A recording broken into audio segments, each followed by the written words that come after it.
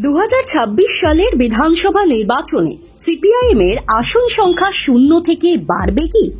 কিভাবে আগামী বিধানসভা নির্বাচনের স্ট্র্যাটেজি ঠিক করছে সিপিআইএম তথা বামফ্রন্ট?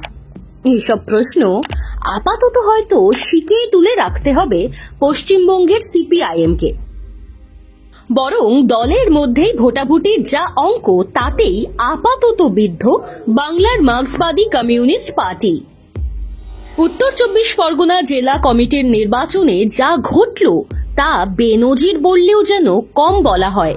ভোটাভুটিতে হেরে গেলেন খোদ বিদায়ী জেলা সম্পাদক মৃণাল চক্রবর্তী। বারাসাতে সিপিএম এর উত্তর 24 পরগনা জেলা সম্মেলন শেষ হলেও গড়া যায়নি নতুন কমিটি। নতুন জেলা কমিটির জন্য 74 জনের নামের যে প্যানেল পেশ হয়েছিল তার পাল্টা পক্ষ থেকে আরো 27 জনের নাম জমা পড়ে। নানান তর্ক বিতর্কের পর শেষ পর্যন্ত জেলা কমিটি গঠন না করেই শেষ করে দেওয়া হয় 26তম জেলা সম্মেলন। সেই রাতেই অবশ্য 25 জনের নাম প্রত্যাহার করে নেন, তবে 2 নেতা নাম প্রত্যাহার করেননি। ফলে জেলা কমিটি বাঁচতে ভোটাভুটি অনিবার্য হয়ে পড়ে। সেই ভোটাভুটি হয় বারাসাতে দলের জেলা দপ্তরে। কিন্তু ভোট গণনার পর দেখা যায় বিদায়ী জেলা সম্পাদক মৃণাল চক্রবর্তী হেরে গিয়েছেন। ভোটের সংখ্যার নিরিখে জেলা কমিটিতে নির্বাচিত হয়েছেন মধ্যমগ্রামের নেতা সনদ বিশ্বাস। এমন অদ্ভুতুড়ে ভোটের ফল প্রকাশের সঙ্গে সঙ্গে রাজ্য সিপিএম নেতৃত্বের ভূমিকা নিয়ে প্রশ্ন উঠে গিয়েছে। অনেকের মতেই মৃণালের হার রাজ্যে সিপিআইএম নেতৃত্বের অদূরদর্শিতা আরও স্পষ্টভাবে সামনে এনে দিল। দলীয় কর্মী সমর্থকদের মধ্যে গ্রহণযোগ্যতা হারাচ্ছিলেন মৃণাল।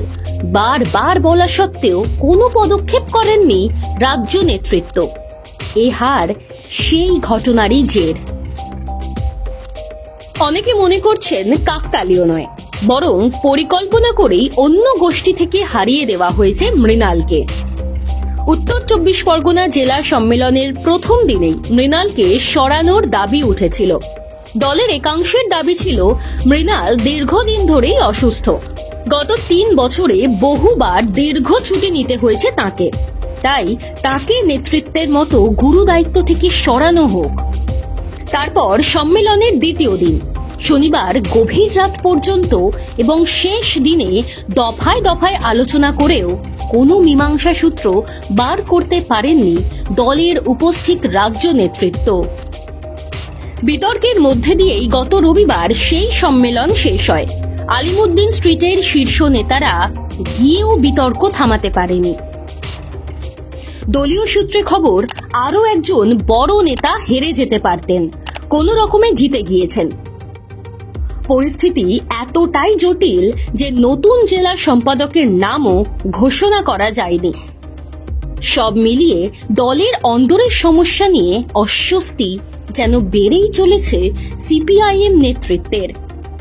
আর এই সবের মধ্যেই ডানকুনিতে ফেব্রুয়ারিতেই বসছে সিপিআইএম এর রাজ্য সম্মেলন, যেখানে বিতর্ক বাড়বে বই কমবে না বলেই মনে করছে রাজনৈতিক মহল।